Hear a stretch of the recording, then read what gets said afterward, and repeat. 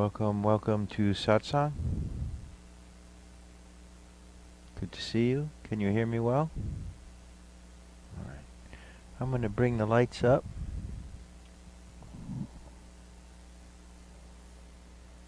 Here we are.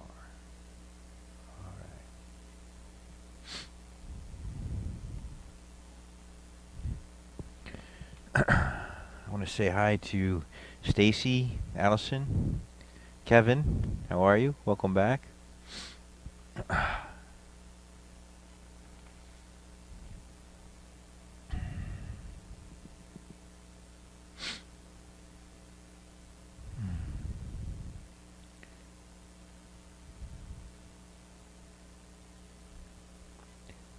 As we go forward, I want more and more satsang to be driven by your comments and your questions. What I'm noticing is that lots of people have comments or questions for me outside of satsang that really would be helpful if you ask them in satsang. Okay? And this is happening more and more and more and more and more, and I'm saying, okay, how come people aren't asking questions in satsang? But after satsang, there's tons of questions. You know, satsang typically is driven by a student's question. And if someone asks me a specific question and I am working with them, then you all get on that horse too. Because just because I'm speaking with one person about a specific thing, they might not understand what I'm saying, but you might, and it really might hit you in a way that might surprise you, okay? So this really will help make satsang much more juicy, much more useful, much more effective, because in 2019, I want to lead you to, or point you to, an experience that you can have tonight. Enlightenment is not for tomorrow. It's not for someone else. It's not I'm not good enough or I don't know enough.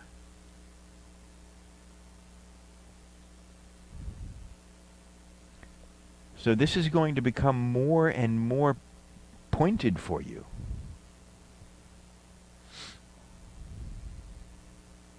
Are you excited? Because, what we're doing here, you have to understand, is not some mental understanding. It's not some mind-based construct. We're really going beyond that. And this is the issue for people who are mind identified, is that they're trying to get the dials in their mind set so that they understand, so that, they somehow have satisfied their mind. But you notice that comes and goes. The mind is satisfied, then the mind is not satisfied, the mind is satisfied, then the not, and you're wondering, why is this not stick? Why is this not stick? Because you're staying on the level of mind. We have to go beyond the level of mind.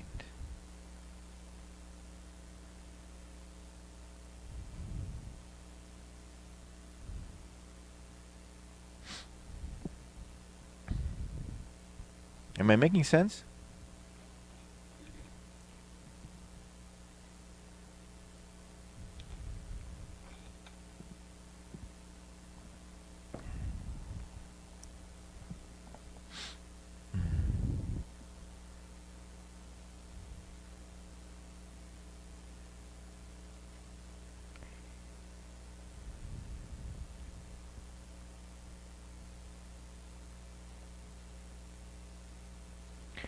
Sometimes it doesn't happen, like overnight. But there is a wearing down, like a thinning down of the walls. Sometimes,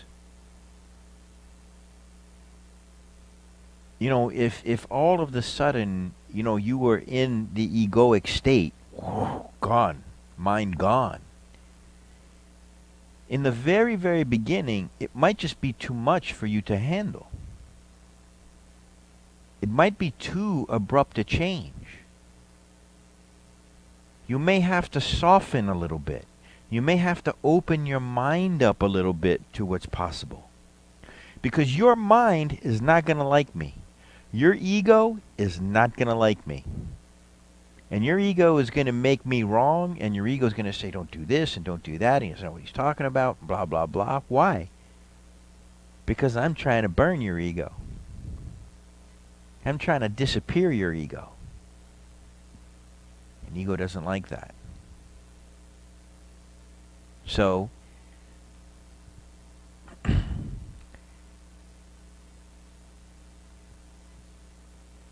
you will hear these things, and for most of you, you will have a mental understanding. And you will stay on the level of mind. And you may have a few moments when you go beyond the level of mind. And you go, whoa, this is a really cool feeling. Oh my God. And you go, and you go running back to the mind because you feel like you're going crazy.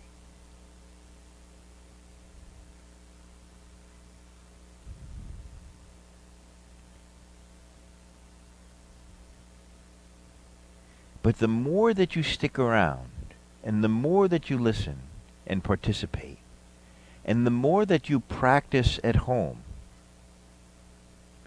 the wall gets thinner and thinner and thinner and thinner, and all of a sudden, it's not such a crazy idea to be without thought. John, is a microphone. Would you just hit the button and hold it for a beat, and it'll turn on. Is it on? There you go. Okay. So lately, I've developed so far in my practice where even in the face of some things that are things that people don't want to deal with, like a revisitation from the IRS, with nasty letters with their intents. And after I signed for them yesterday, with the post office, knock on the door. Right. Initially, my interest and fear level was at 90%. Then by the end of yesterday, it was about 65. And today, I've already lost interest in any of it until it gets to the point, the moment of truth, which is going to be down the line from here. Right. But I find that my losing interest in things puts me in a very neutral position. I don't go down when the ship goes down. Right. But I'm not climbing any mountains either lately. And what I thought occurred to me, why don't we accentuate the positive? Right. And, you know, the song is eliminate the negative, or at least draw our attention away from the negative. So I guess what I'm asking or wanting your input on, wouldn't it be okay to celebrate some of the things you do? Let's say you ride your bicycle every morning and be somehow excited about that, which is not really anonymity. Now you're excited about something. See, I'm mostly in anonymity, in neutral, but I want equanimity. Are you saying? Equanimity. Okay. But I want to be above neutral. I almost want to ignore the negative, but actively accentuate the positive, and I'm not doing that. See, I'm very good. In neutral. Very good. Because what you're describing when you're saying positive and negative, right? You hear the duality in that, positive and negative. When there is positive and negative, you know you are on the on the level of mind, on the level of ego. But then I lose it by the next day. But just let me finish. That, you know, so this is one of the clues, you know, because it can be really challenging to see what is he talking about when he's saying I'm on my level of mind. I mean, I'm just thinking, I'm just being. How else am I supposed to? You know what I mean? It's like, what is he saying? What is he pointing to? Because the only thing that I can see to do is to think about it, right? So when you are on the level of duality, when you're saying this good, this bad, this positive, this negative, you know you're in your ego right away. Because duality is the language of the ego. The ego says, I want more of this, this is good. I want less of this is bad, right? The awareness, the self, you notice this sort of quiet observer behind all of this that somehow doesn't have a problem with any of it. Do you notice this? Is this on? Can you guys hear me well? Okay. Yeah, I kind of wanted to make that a general, like, be here with me, okay? Like, if anybody else wants to jump in. But what I'm saying, Tom, is I get caught up in the ego or duality for a moment, but then I lose it because I have no interest in what could be a quote-unquote negative outcome. I have no interest. So I get back to equanimity, but I'm saying to myself, is there something better than, can I stay above the waterline? Who is the one that is saying that? As soon as you hear better. Or the mind that just feels I'm very neutral, which is great for you don't go down. Yeah. See, you hear what he said? Even the mind that is feeling very neutral. So even neutrality can be a mind-based neutrality. Do you understand what I mean? Yeah. There is a mind-based neutrality, and then there is the self. Am I losing you? Are you with me? Am I losing you? Yeah. No. Let me just finish. This is a very fine minutia, so please stay with me. Be with this, okay? Because when you start to get this whole ruse will start to fall apart. Even the mind can masquerade as the self. Oh, I'm the self now, and I can tell because I'm in such a neutral place, and, but this is good and this is bad. Like, it can be very subtle. It can be very sneaky. Like, it's so hard to even describe that mindless state, but you've likely experienced this mindless state, okay?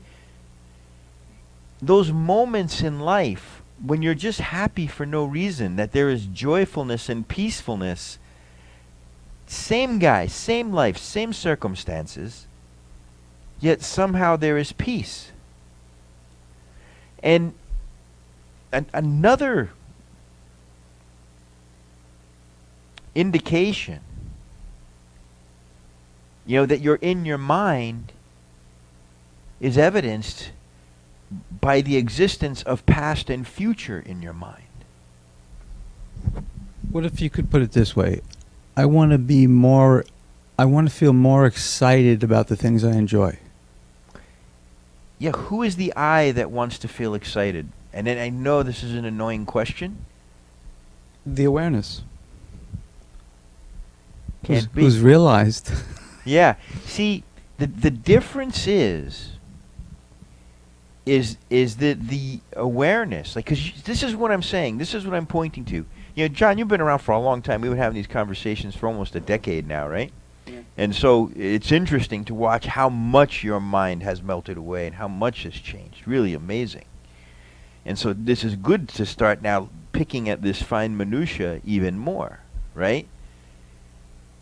That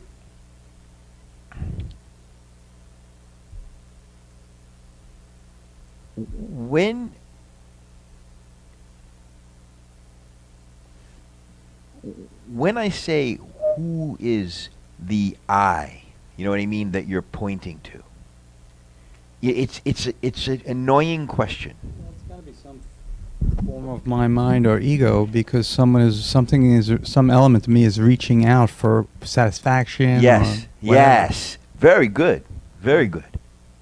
Yes, something is reaching out for some satisfaction, some external thing. Wanting something to be different, needing something to be different, to feel a certain way. That is the whole ruse. Because when you hang your hat on that, the one thing that we know, right, is that things are always changing, right? So if you're saying I need things to be this way, the one thing I can guarantee you is even if you make them that way, they're not going to stay that way. The self is so far beyond all of this petty mind garbage. And the self experiences just the joy of being. And that joy of being becomes evident in the absence of mind, not in the presence of mind. That joy of being comes in the absence of past and the absence of future. That joy of being reveals itself, or is revealed, in the absence of duality. This is better than that. What about the... Just take a breath for a second on that. Just imbibe that for a moment. Just everybody.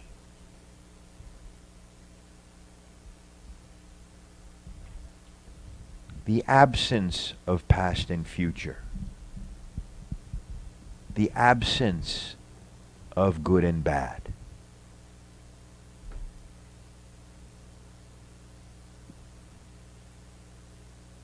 When those things are gone, do you begin to sense the self that you are? Imagine. Don't even imagine is the truth. You don't have to imagine it. What you're imagining is past and future. Don't imagine. See clearly that past and future are only thoughts in the mind. See clearly that judgments, good, bad, mind-based, right? Take them out, and you take out the mind. If you had absolutely no preference for how things are, you had no interest in past or future, right? What's left?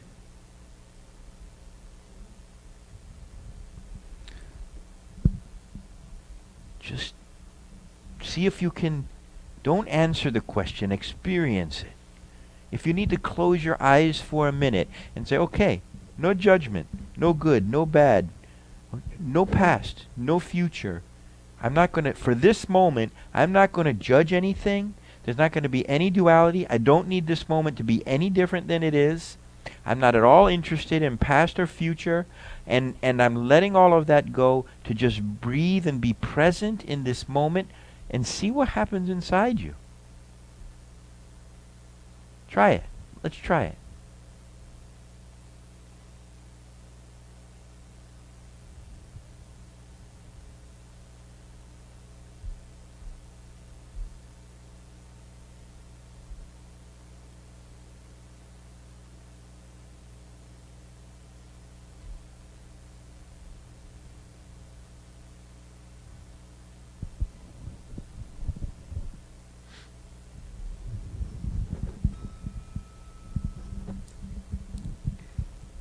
What did you notice?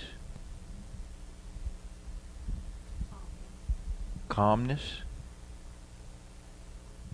Peacefulness?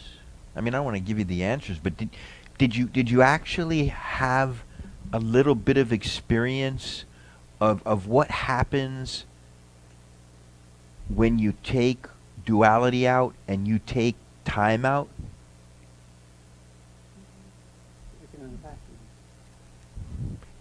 Or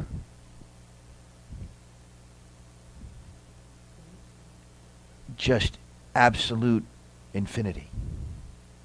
There was no more box that you were in. That this self is clearly limitless. And then the mind come and just start clouding it up. Go ahead. Tom, so thinking this through, positive thinking Mm-hmm. is not a practice we're engaged in. 'Cause No. that is a mind, Very good. run show there. Yep. So this was kind of wrapping around what I was saying before. So we are always in neutral, just dealing with what is. No. That is mind-based. We are not in neutral. Okay? Because when you say that we are in neutral, you know what I mean? That applies that there's a not neutral. So even though you're saying the word neutral, the duality is still there. Why? Because it's a mental projection. Yeah, I'm trying to say equanimity, you know. Well, okay, who is the we that is in equanimity? And here's the thing. If we're going to really be specific about these words, okay, there is no one in equanimity. The self is equanimity. The self is not saying, okay, I got to be in equanimity now because I'm the self, and if I'm not, then, it's not like that.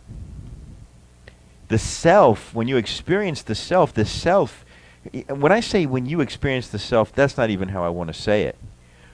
In the moments that you realize that the self, that you are, that you've always been, and you're not becoming, you've always been the self, always, right? And you are beginning to realize, that in the absence of mind, that the self very much shines through, like the sun shining through the clouds. The clouds are gone, blue sky, the self is there, just in boundless equanimity, peacefulness, and joyfulness. If there is something terrible going on, a death in the family or your own death or something, you might not be happy, but you will be peaceful. It is the natural state of the self. Okay? And then there is the mind. And so the mind, very, very different. It's very, very different to say that I am in boundless equanimity, and and I know that that's a comfortable state for me, and that's all mind-based. When you are present in the moment, you are not thinking about the moment. Thoughts may arise, but they don't arise from mind. They arise from a deeper, wiser place. Any artists in the room? Do you notice when you're creating and you're present in the moment that is coming from somewhere that you don't even know? Right? When you draw, right? I'm repeating that just because you don't have the microphone, but it's yeah. Yeah. That's okay. It's you go somewhere and you're in it. All artists describe this. There have been times in your life where you have been really present, like something was happening, and it was such an important thing, birth of a child, a wedding, whatever, a giant game, and you were so present that, because that moment was so important to you that all other moments disappeared. What did that feel like? And in those moments you experience your nature. I think you can have expectations, like we're trying to be happy, we're trying not to be sad. We can't have those expectations because we are going to feel happy, we are going to feel sad. We do that, we're human, but we can't expect it. And once we overcome certain hurdles that we have to do while living, paying bills or, dealing with relationships, we have to do that. That's part of living. I think we just have to let our expectations go and feel what we're feeling at the time, and try to let things go and see how it feels. If you let mind go, you let expectations go with the mind, because the expectations are mind-based, true? Right. So I'm not saying let's just pick through every fine minutia, let go of expectation, let's forgive, let's do this, let's do that. I'm saying let's just throw the whole bucket in the garbage. Let's just throw the mind in the garbage. We can throw the mind in the garbage, but we still have to deal with everyday life that we have. We still have to deal with it. Well, no.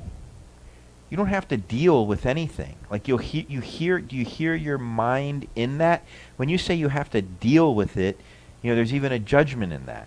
Right, but we still have to function. Put it that way. We have to live. Function. Yeah. We be in life. Right. We just be in life. We don't deal with life. We be in life. You see, there's never any problems There's never any problems.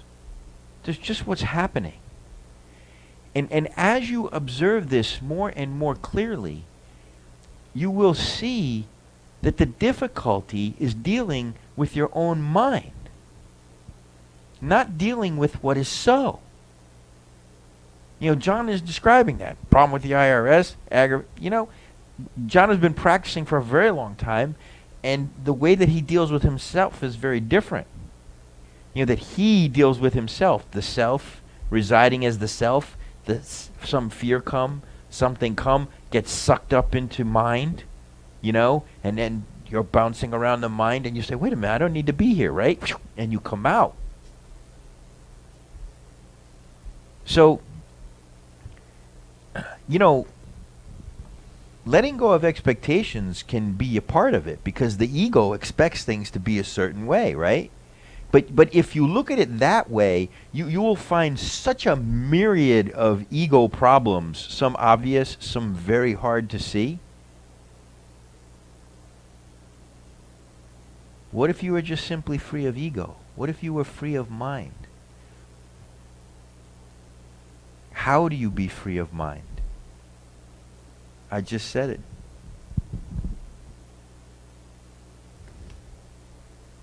What does the mind do? Time duality.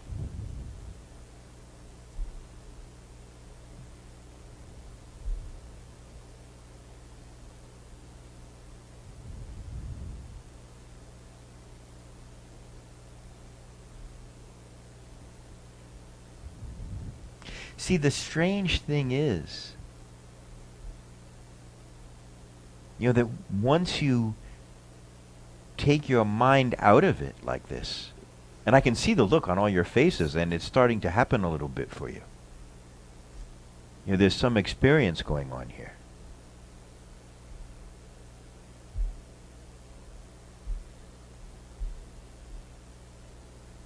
You're so used to thinking and planning and judging in time and past and future that when you take all of that out, it's the mind is looking for something to do, because the mind doesn't have anything to do anymore. Who says the mind has to be doing something? Can the mind just be doing nothing?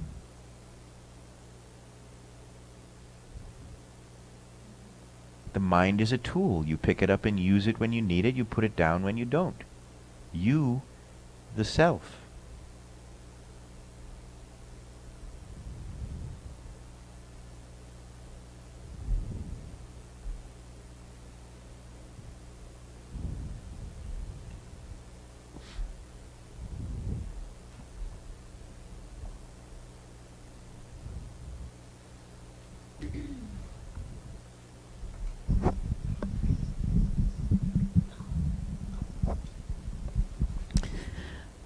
I think what I'm hearing tonight is people having trouble with their emotions and not their thoughts.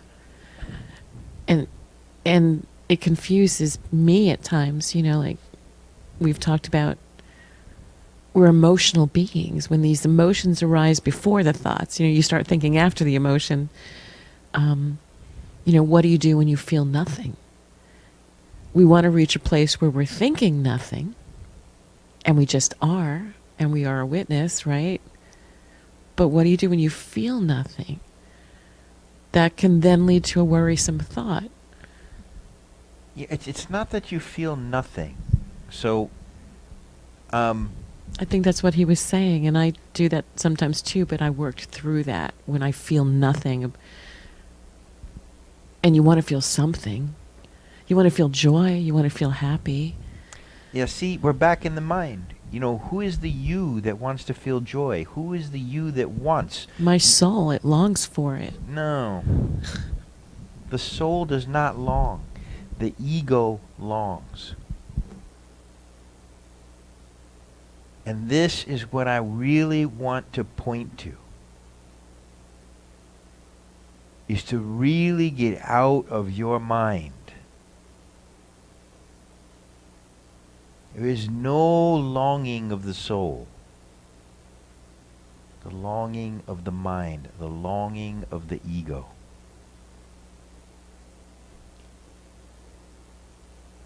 Emotion can come.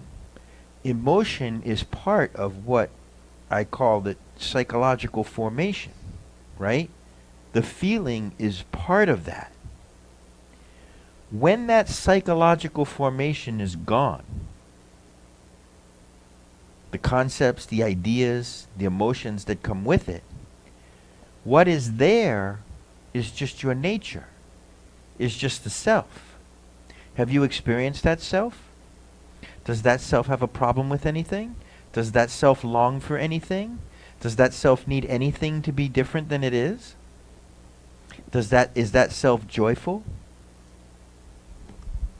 It was an out-of-body experience where I was connected to I don't even want to say everything, because even that puts a label on it being a thing. It was like soaring through the sky, through the universe, connected to everything, and light and love and expansion. And it's what I imagined what happens when I would die. To just be freed of the shell, and you are everything. You are God. You are everything. But most people can go their whole lives and never have an out-of-body experience and know that one moment of that joy. And I know what you're saying, like, the soul can't long for joy because you are joy. You are everything. But it gets confusing, and I know that, I don't want to start going into how that's an ego thing, but because we do have emotions, we are sad, we are feeling like for no reason just feel empty, lonely, something missing, like just a feeling without even any thoughts. So I don't know. Are those observed? Yeah. Yeah. Yeah. So if it's observed, there's nothing really to do. no, I know what you're saying. It's outside of, it's ego-based. It's... Well, just stay. Find the one that is observing the loneliness. Find the one that is observing. Who is that one? Who is the one that is aware of the emptiness?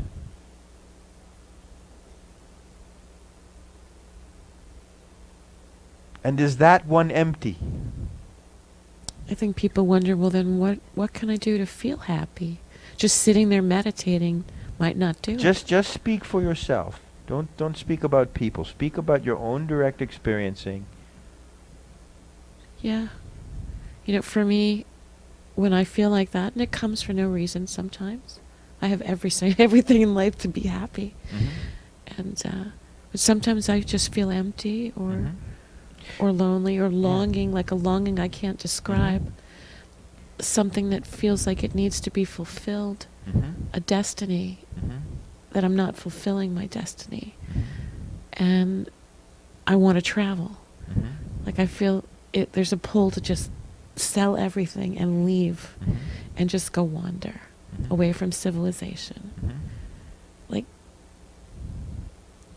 I don't know. Just I imagine that other people feel that way too. They just want to like pack up and just go. But to just experience. Explore. But what I want to point you to is that even that is observed. And so you see that happiness on the level of mind is dependent on circumstances. It's dependent on things being a certain way. This is not what we're talking about here.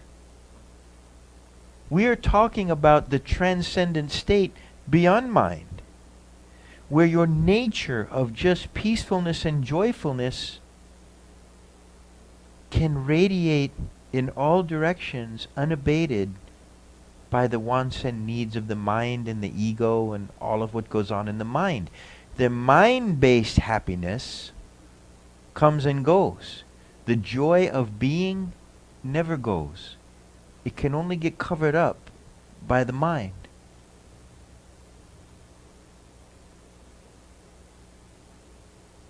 And this is the challenge for me, is to keep pulling you away from your mind. You gonna say something, John? Let me pass the mic back to John.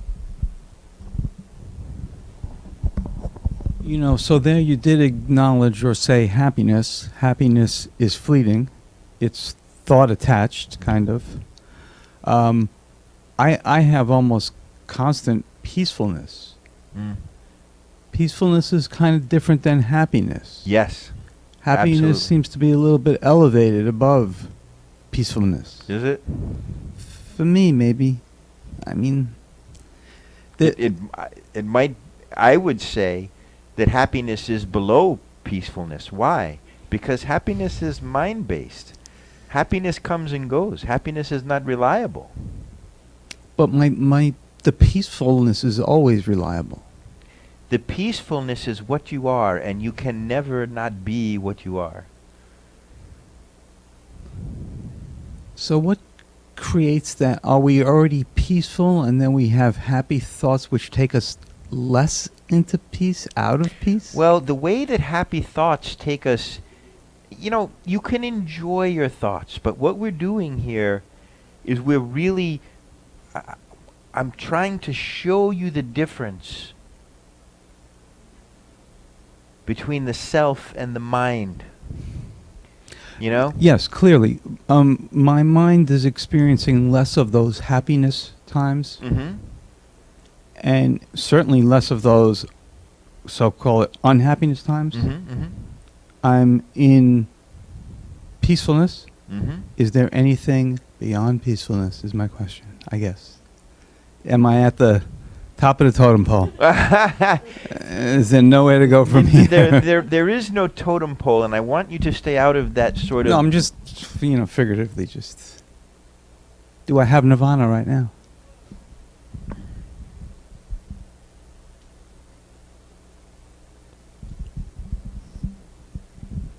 What's happening likely for you and for most people is that at the very best it's coming and going, and you experience only brief moments of it. You're starting to become aware of like this underlying peace, this part of you that is aware of what's going on in the mind, that is aware of what's going on in the world, and really doesn't have an opinion about it and is quite peaceful about whatever it's experiencing. You see? And so you're starting to become aware of that. That's important. Once you really step into presence, like there really is no past and no future, that's when the doors really swing wide open. And you are in a place absent of mind. All of your problems, all of your stress, all of your struggles are occurring in the form of thoughts in your mind. If you got hit on the head with a coconut and you had amnesia, didn't even know who you were, the things that are bothering you right now couldn't bother you. They wouldn't even be there.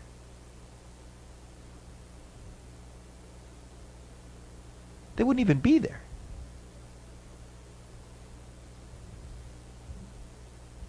So here's the subtlety. I'm not selling my peace for the IRS. Mm-hmm. I would be happy if I didn't have this issue with the IRS. You see what I'm saying? If all of a sudden I got a letter saying, "Oh, wrong guy," Mm-hmm. I would be happy. And to me, that takes me above peace. I'm not selling my peace for no matter what they say. Would that happiness stay? No. No. But it totally would not stay. But I'm having less and less and less and less of those happiness moments. I used to be much more rangy, high and low, down the rabbit hole. No Mhm. more rabbit holes for me. Mm-hmm. But not a lot of the happiness pinging, as fleeting as it can be. Not a lot of pings in that zone anymore. Yes, that is just a mind-based happiness, based on certain circumstances. I don't seem to be cultivating that mind-based happiness anymore. I'm not saying that you need to. I'm saying to just let it all go. Because hey, when that happiness is there, you're having a happy moment, enjoy it. But when it goes away, don't be upset about it, because you know it's going to go away. When you're having a really great moment, enjoy it, because it's going to be fleeting. And when you're having a really bad moment, don't worry about it, because that's fleeting too. And all things come and go. Okay? So now you're looking at it still on the level of mind. When my mind is satisfied, when there are some possibilities for the future that I think are cool possibilities, then I can be happy and run towards them. Because my mind is satisfied. My ego is satisfied. My ego is saying, yes, this is how life should be. It's that way. Now I'm happy. Wait. When you go beyond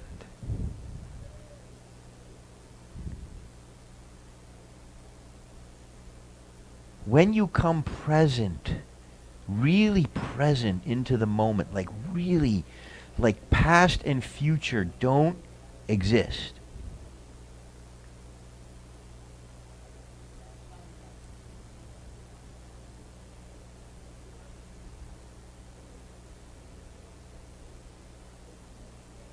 There is just joy. For no reason. When you have joy for a reason, you know it's the mind. And even worse, your reason can be taken away from you. And so we are in this mind-identified state, and everything is mental. Even your spirituality is mental. Is mind-based. And I want to pull you out of that. And we don't even need to call it spirituality. We do that to give some context to these conversations. But what we're really talking about is truth. What we're really talking about is seeing things clearly. Tom, I think we all want to be in that state, and we understand it. We are using our mind to understand it. And when we feel that state, it's amazing, when we can have it. But don't we deserve to have the mental happiness too? I mean, we are living here. I mean, and then go back into that contented way, as our regular way of living and being and existing forever. Basically, it's our soul's right, or that's what we are, to be that way. But we're living. Let's be happy too. Let's have a little happiness here and there. Mental happiness. Well, when you have mental happiness, enjoy it. Right. But go back into that state. You don't have to keep running after it. I think if we're chasing happiness in our minds, that could be a problem, because it's like, oh, that felt so good. I want more. But when it happens, it's great. It's wonderful. That's part of what we have here. Let's celebrate that. We do it, a lot, but we also don't want to go into that deep sorrow, even either. you see, when you're saying that I want and I don't want and I want and I don't want, you're really going to get hooked up into your mind. Well, that's what I'm saying. We are in our mind. We are living, so we do have to use our mind. Well, wait a minute. We have to use our mind. You know what I mean? But not be used by our mind. Okay? Well, that's a better way of putting it, I think. Yeah. And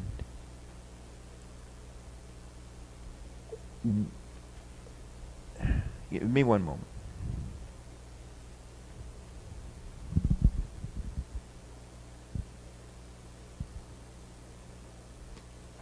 You're very much hooked on your mind being a certain way.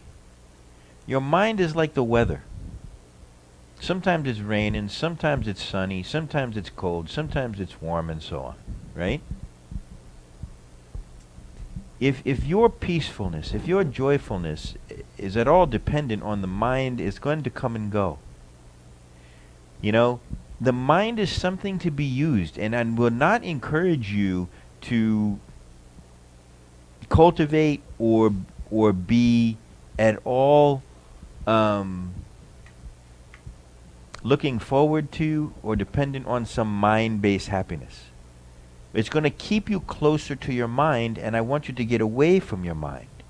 Because listen, in the absence of mind, there is just peace and joy. When you are present in the moment, you know, what takes you out of that moment is the mind. Right. And when we're present, it's great. I mean, and if we are feeling happiness and we're present within that happiness, what could be better, really?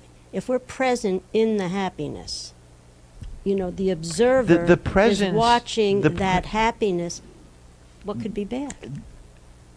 The presence, the joy of being is not going to be trumped by some mental-based happiness. No, it will never be.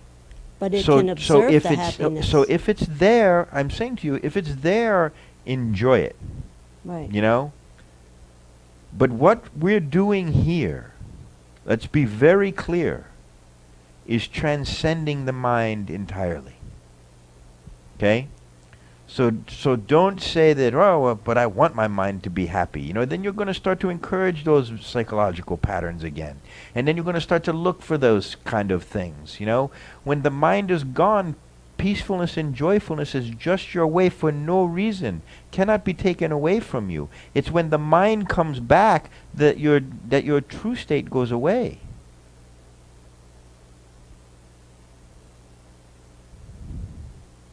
And you will keep getting sucked into a level of, you know, the mind level of things. Well, we can't expect it, and we can come back to that present state. But as humans, we can enjoy things, but come back to that state and not expect. See, you don't too come. much. You don't come back to that state. You see, it's like this is where I'm talking about how tricky it is that you are looking at your spirituality from a level of mind. You're not leaving the self and coming back to it and going to the mind and coming back. You are always the self. The greatest peacefulness and joyfulness that you have ever felt in your life is available to you right here, right now. It's what you are. You can never not be it. But the mind come, and the mind come like the clouds and obscure your true self, your true nature. So even if it's happiness coming, here comes some duality, you're still obscuring the self. If it come, enjoy it.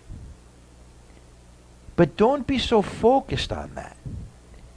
You know, that's a very tiny thing to me, mind-based happiness.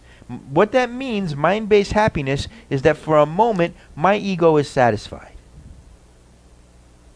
You know what I mean? Right.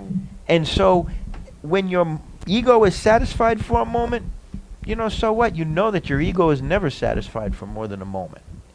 So, if it come, fine. You know what I mean? But when you realize those moments of pure presence, you know what I mean? That you really get a real clear taste of just residing mindlessly as the self.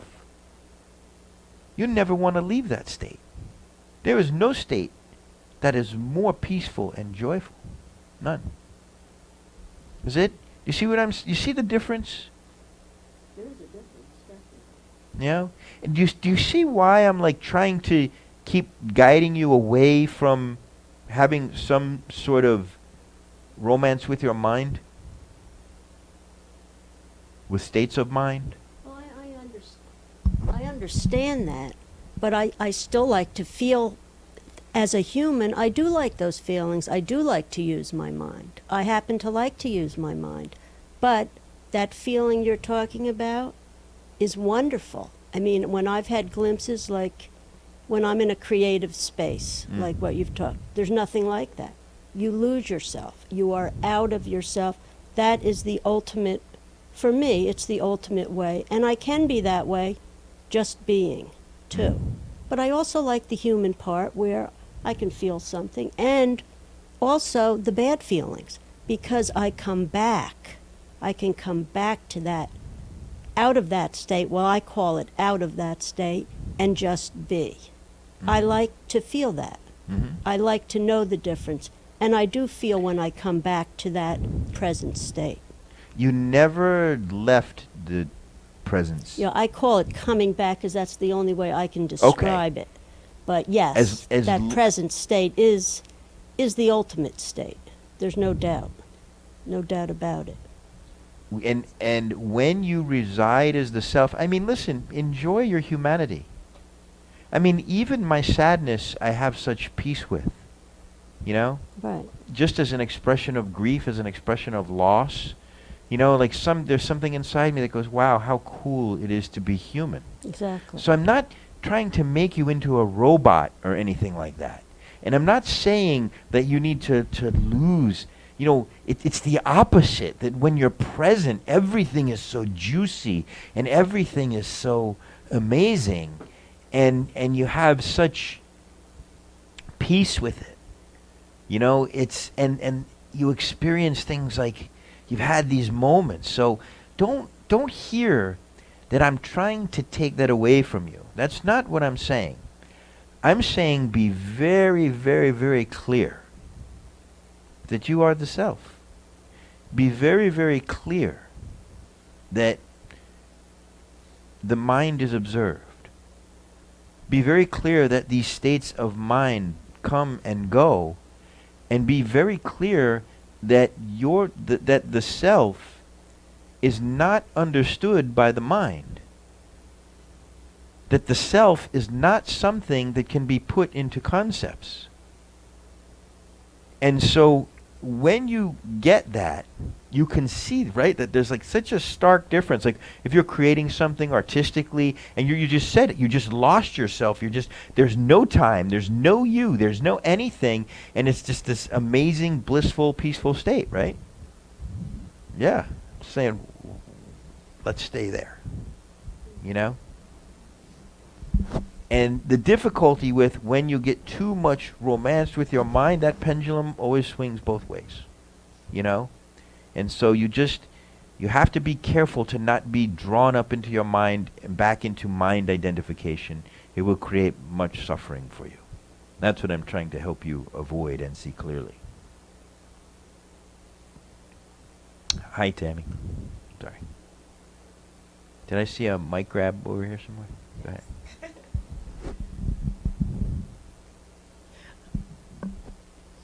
Take your time.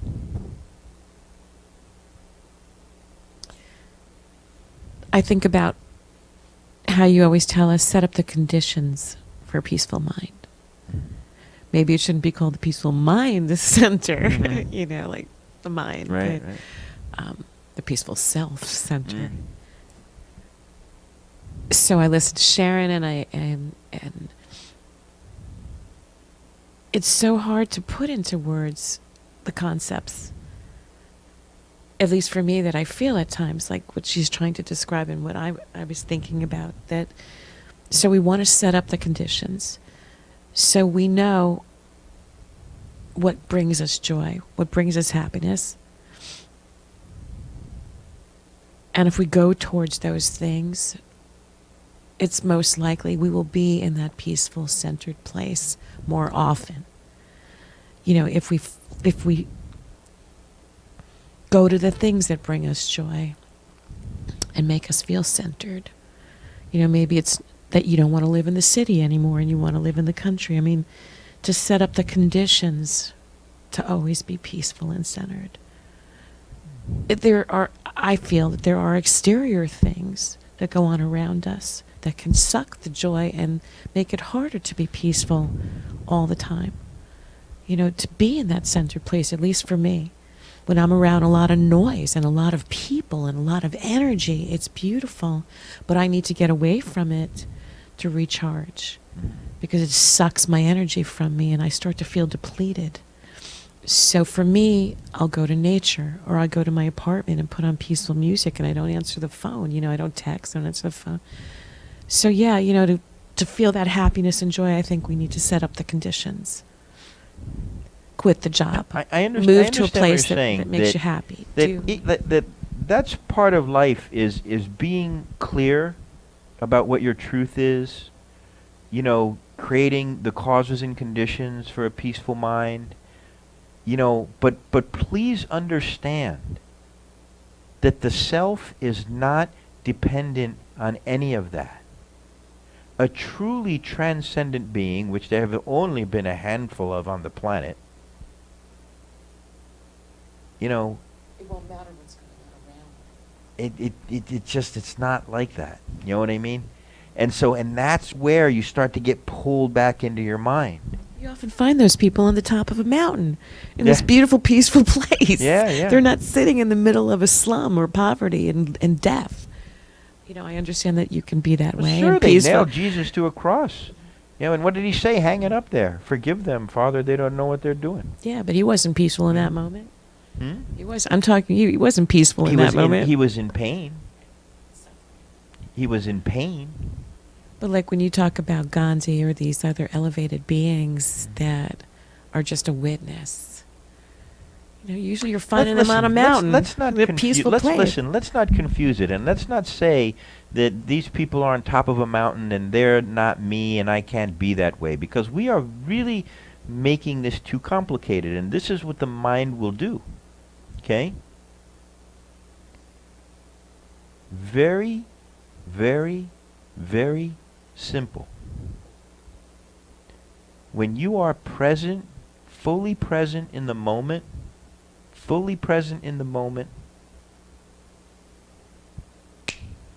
all of that is gone. And if you think about how little you are actually present in the moment, if you just kind of remember back, our life, our minds operate this way: the future, the past, the future, the past, the future, the past. What's there to think about right now? What's there to be concerned about right now? How complicated is this moment right now? It's not. But for most people, they're never here. If you're not here, where's the only other place you can be? Yeah, in your head, chasing thoughts about the future that hasn't happened yet, so it amounts to imagination, or memories about past, which may or may not even be accurate. Talk to some of your siblings about what happened when you were a kid. You get a completely different story from what you remembered. So there's even imagination in memories. So you're suffering your imagination. And so don't, you know, your mind, you're going to want to hang on to mind. You're going to want to try and hang on to some understanding of what I'm saying, and understanding of your, but don't be so quick to do that. Don't feel like you need to understand. Just experience it.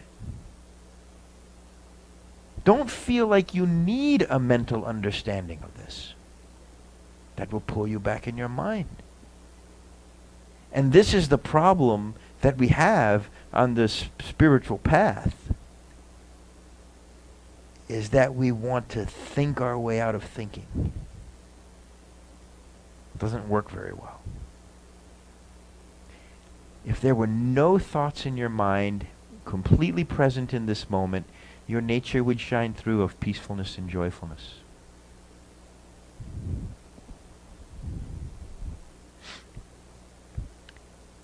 You know, all of this stuff that we suffer is so mind created. And you know, like a really interesting thing to do is to look back, like years ago in life, when you were like suffering things, like really seriously suffering something, and you look back now and you're like, well, what was the big deal?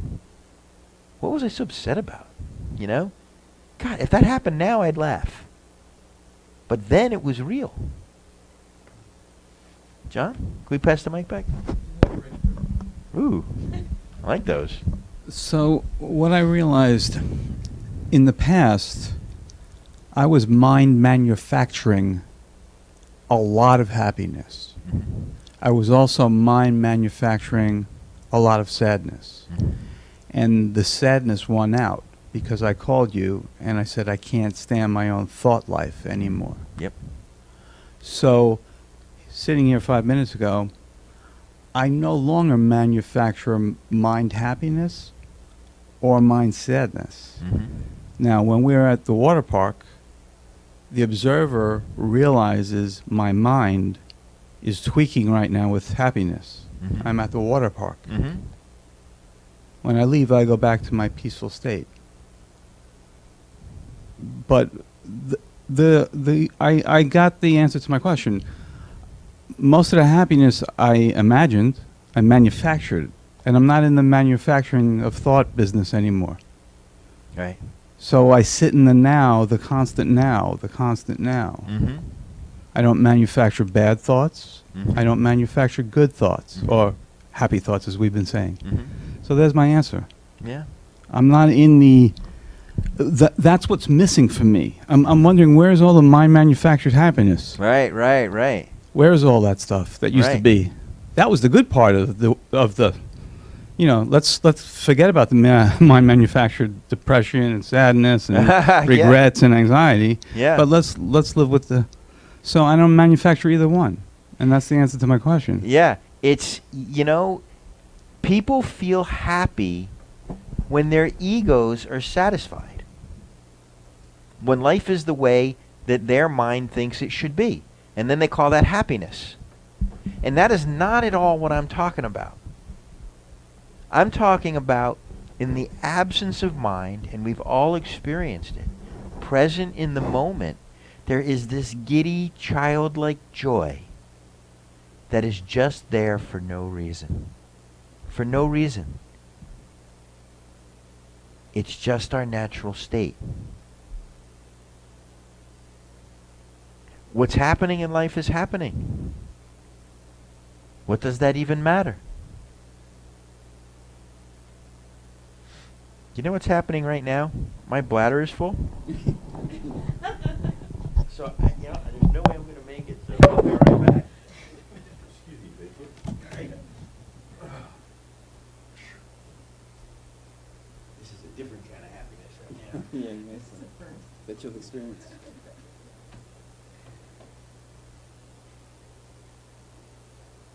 Laughter is in the moment, right? When you're laughing, that's a good way to be in the moment. Emotions are moving. What you were saying, like happiness, joy. And it's true, you gotta set up the conditions to have more happiness and joy. You have to get rid of toxic people in your life. Put the joy in your place. Move to a place that you love. Set up the conditions that you, with yourself and your joy, are like that more often. And if you're surrounded by drama and toxicity and negativity in your life, I understand the Satsang, you have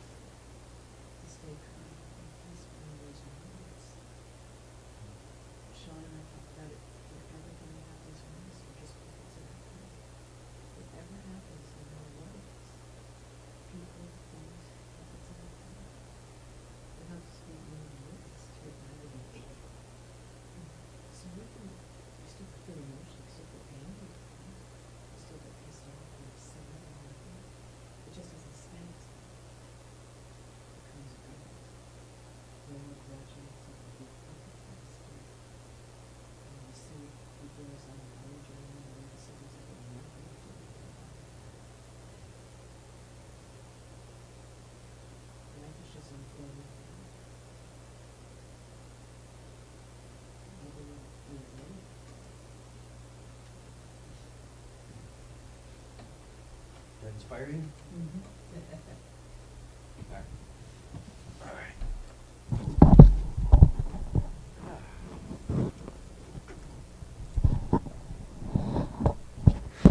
I think that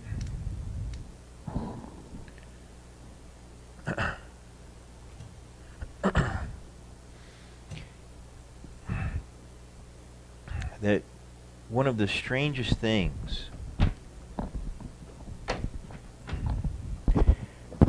is that when you are sort of observing your mind and you really start to get like clear that what's going on in your mind,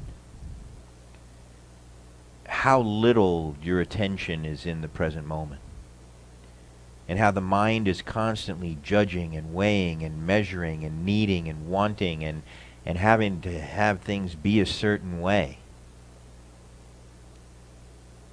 It's really exhausting when you watch it, when you really learn to watch it, and you're just like, this mind is just...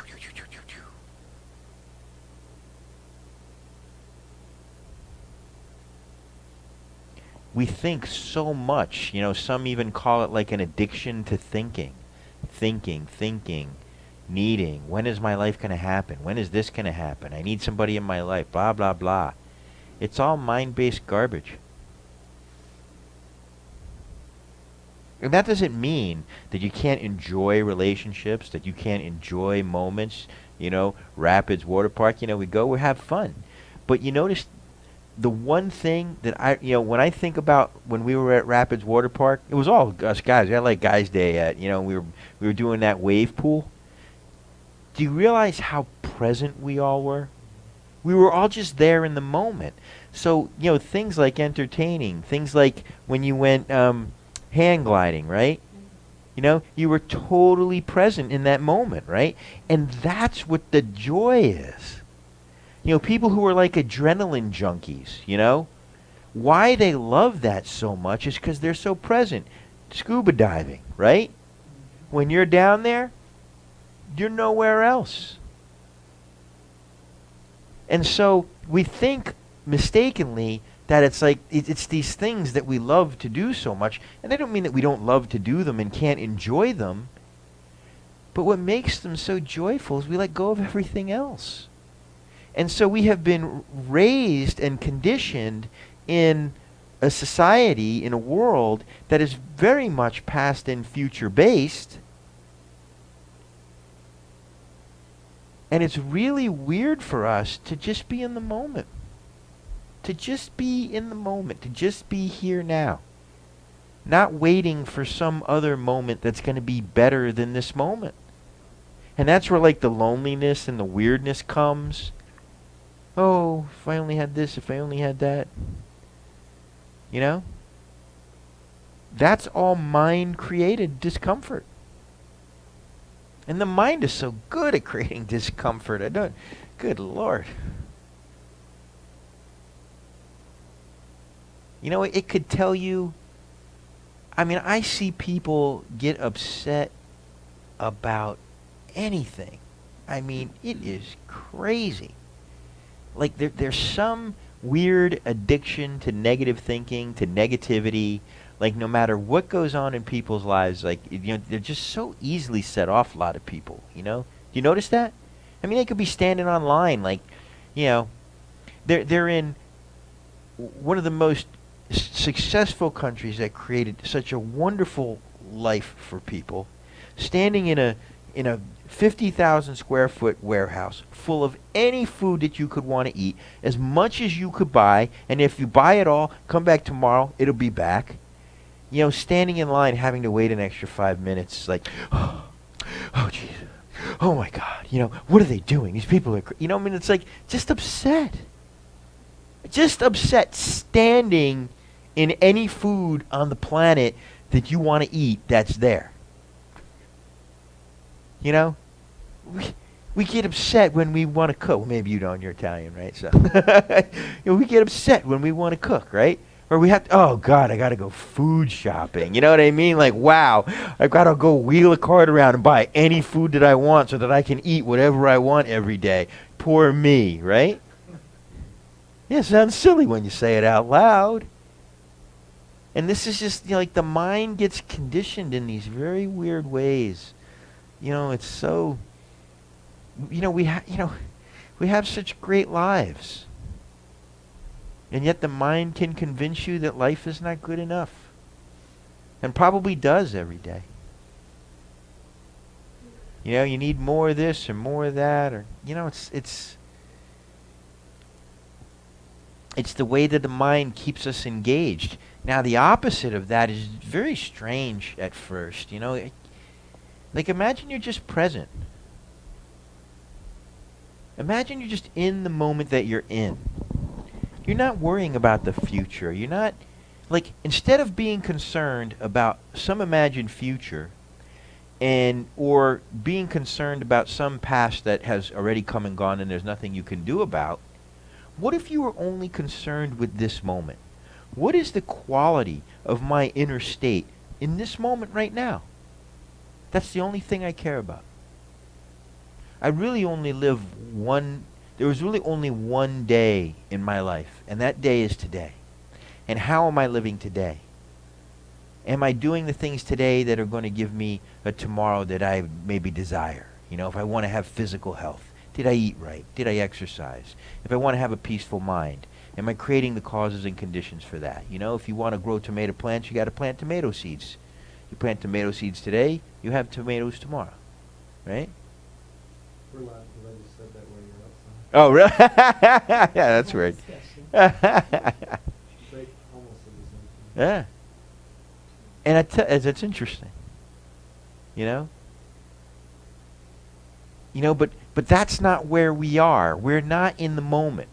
We're in our heads going, okay, how do I make tomorrow better? How do I get there? How do I get from here to there? How do I arrange life the way that I want it? Who here's life has turned out the way they thought it was gonna? Yeah, right? I mean, almost, if you would have saw me when I was like 18, 19 years old rolling the kegs down into the basement of the frat house on Thursday night,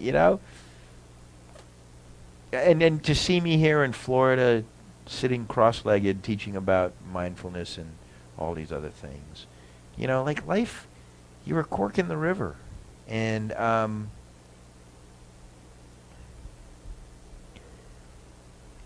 just the mind is just the problem. The mind is not the solution. The mind is creating the problem. It doesn't make sense to go back to the mind for the solution. That's why psychology, while psychology has its merits, it's not to poo-poo psychology, but psychology can only do so much because it only deals with you on the level of mind. It never goes beyond mind. Unless you have a psychologist that is aware of that, of the things we talk about here. This is not psychology. This is going completely beyond psychology. This is completely beyond the mind. And when you realize that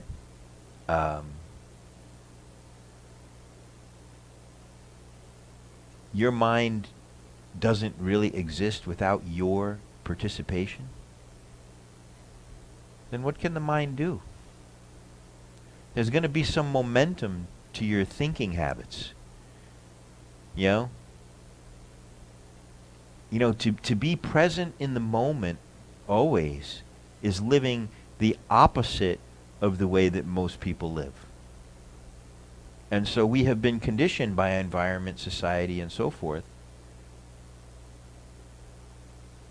And so to just be present in the moment might take some getting used to, might take some sort of practice or noticing when you're not in the moment. It almost feels like irresponsible sometimes. It's like, God, I'm not worrying about anything. What if something happens and I didn't pre-worry it? Things are so great. For a moment you worry because just things are so good. Yeah, I know. That's the word. That's the worst. Did you hear what she said? She said it's, like sometimes things get so good that you start worrying that they're going to not be good anymore. You start looking over, your shoulder for the other shoe to drop because like experiences come and go, and there are different seasons. There are times when you're productive. There are times when you're not productive. There are times of growth, times of not growth, times of lots of activity, times of rest. And you just be present to each one of those. Times to be with others, times to be with yourself. And you just be present and accepting of where you are in this moment. And there's just such great peace with that. Don't you your whole life feel like you're trying to get somewhere? Do you know what I mean by that? There's no there. It's here.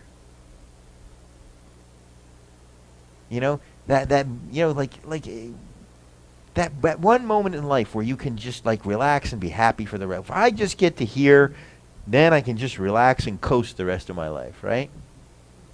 It's not that way. There's no place you're going to get to. But if you are in agreement with life, in agreement with the moment, present, regardless of what it is. Because the one thing that, one of the really profound truths of this life that we really need to be, that we really need to not resist is impermanence. We feel so permanent. We think that things are permanent. Things always change. No matter how good they get, no matter how bad they get, they always change. And so if they change, sometimes they will change in a way that will benefit you in some way. Sometimes they will change in a way that will break your heart. Sometimes they will change in a way that's, sort of neutral and who cares. You know what I mean? But we're in, when we're taking a clear look at life, it's this constant kaleidoscope of constantly changing, ever-changing impermanence. And then we're saying in that I need things to be a certain way in order to be happy. That doesn't make any sense. The joy of being versus mental happiness. When the mental happiness comes, trust me, enjoy it. I'm not saying push that stuff away. If you're just having a moment when your ego isn't just aggravated, well, why not, right? But don't have that. If that's occurring, be in agreement with what's occurring. But in this practice, we are transcending the mind. And so I'm trying more and more to help you see more clearly when you are on the level of mind and when you are on the level of self. And when self gets pulled down into the mind and becomes mind identified, and then pain comes and discomfort comes and thoughts come and all of these strange states that truthfully we don't want to experience, right? So we know we're not creating them consciously.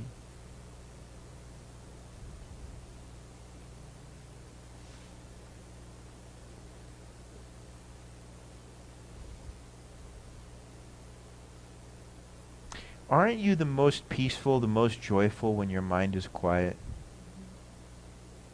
I always, even when I was like a kid, maybe a teenager, I could remember thinking, God, I just wish I had a switch on the back of my head that I could just turn my thoughts off. Because they were driving me nuts. So there's something inherent in all of us that what I'm speaking to you. But we're trying to put it together in a way that it can be experienced and cultivated to the point where we start to have this transcendent experience.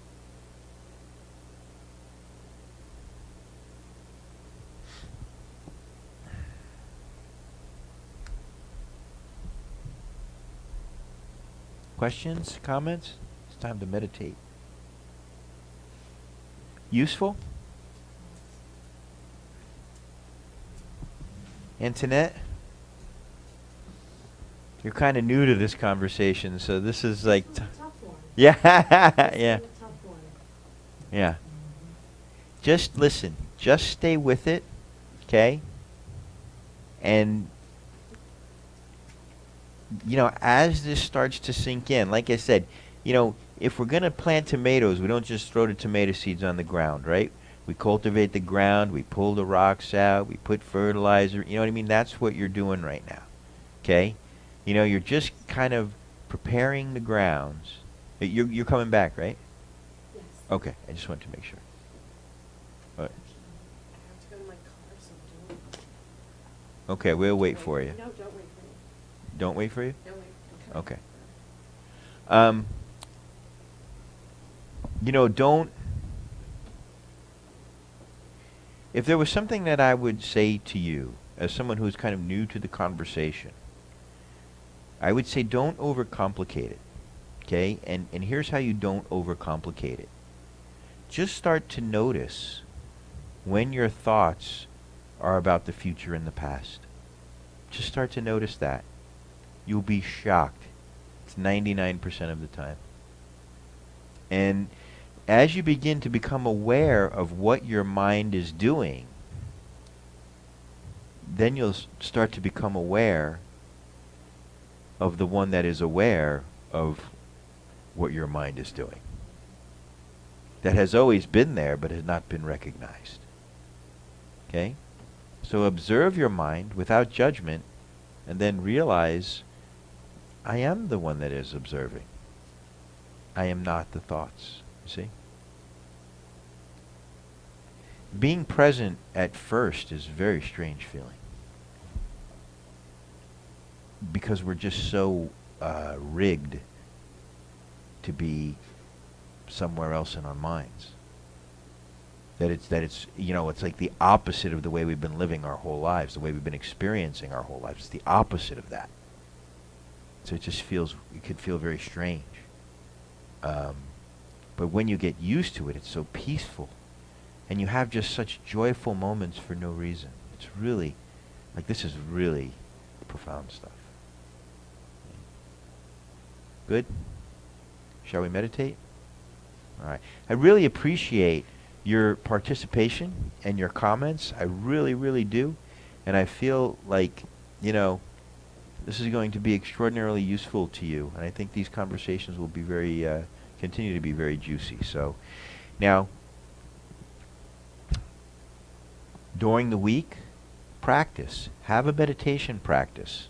I'm going to start chopping up some of these meditations out of some of our recordings here and put them on our YouTube channel so that you can do them at home. You know, start to meditate every day just to try and be still and be present in the moment. Be out of your mind. If your mind is very active, then just be present to your mind being very active. Okay? There's not a good meditation or a bad meditation. But really be in practice. Always be in satsang. Okay? And when you have questions, next week, you bring your questions back. Okay? Please. I didn't understand. You said be present to your mind, being very active. Mhm. That I don't follow that one. Well, in other words, you notice that sometimes you sit in meditation and, you know, your mind can be very quiet and very still, right? And that's really wonderful. It's very soothing. But there are other times you sit in meditation and the mind just won't shut up and you just can't settle it down. Just be present to that. Okay. You see what I mean? Yeah, I got it. Without any judgment. Okay, now I'm meditating with very active mind. Now I'm meditating with very still mind. But, you know, one is not better than the other. Don't weigh them. There's no such thing as a good meditation or a bad meditation. It's just meditation, you know, being in agreement with what's so. You see? Got it? Okay.